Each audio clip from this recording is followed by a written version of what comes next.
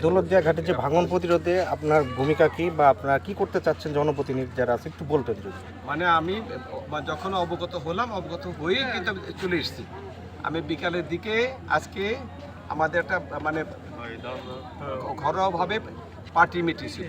আগামীকাল প্রতিষ্ঠা বার্ষিকী, আরও কিছু আমাদের একটা প্রকল্প এসছে। এখানে প্রত্যেকটা ইউনিয়নে 20 লক্ষ করে টাকা দিবে মসজিদ, মন্দির, মাদ্রাসা, গোরস্থানের জন্য। এই জন্য আমরা বসতাম সকলে এই লিস্ট করার জন্য। হঠাৎ করে ঘটনা আমাকে বলার সাথে সাথে আমি বললাম তাহলে চলো, রাত্রি উপজেলা চেয়ারম্যান এখানে আছে, আমি সকলে মিলে আমি বললাম তাহলে এখনই ঘাটে যাবো, দেখে আসবো। এখানে এসে দেখলাম যে বর্তমান অবস্থায় 6 এবং 7-এর মাঝে যে ভাঙনটা, আসলে ছোট্ট একটা বাচ্চা পন্টনে চলে গেছে। এখন কিন্তু নদীতে কোনো স্রোত তেমন নাই। তারপরে যে ভাঙন, আসলে পদ্মা নদীর ভাঙন কোথায় হয়, কীভাবে হয় কেউ বলতে পারে না।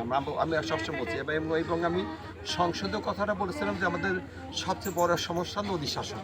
মাননীয় প্রধানমন্ত্রী উনি ছিল সংসদে, আমি রাষ্ট্রীয় সংসদে বাজেট বক্তৃতা দিয়েছি।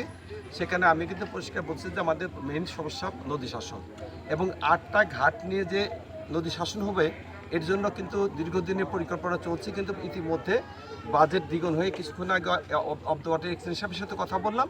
উনি বললেন 2100 কোটি টাকায় গেছে, ছিল বোধহয় 1200 কোটি টাকা, সেটা এখন 2100 কোটি টাকায় গেছে।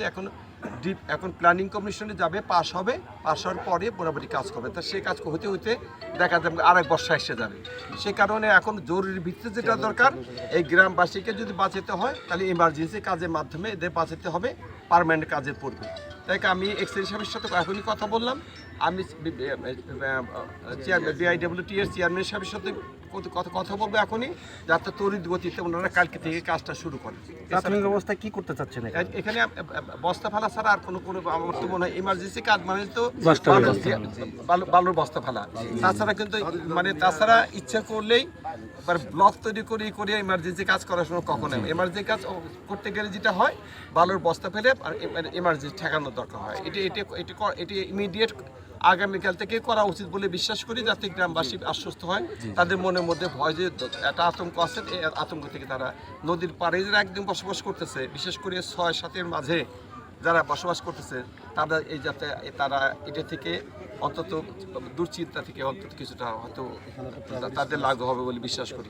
তা আমার বিশ্বাস, আমি এখন যদি চেয়ারম্যান সাহেবকে পাই এখনই কথা বলবো। দিছো রিং দাও, হ্যাঁ রিং দাও। আমি কথা বলে এখনই যেতে বলবো যে আমি এখানে স্পটে আসি, আপনার জরুরি ভিত্তিতে কালকে থেকে কাজ শুরু করবেন ইনশাল্লাহ। ঠিক আছে।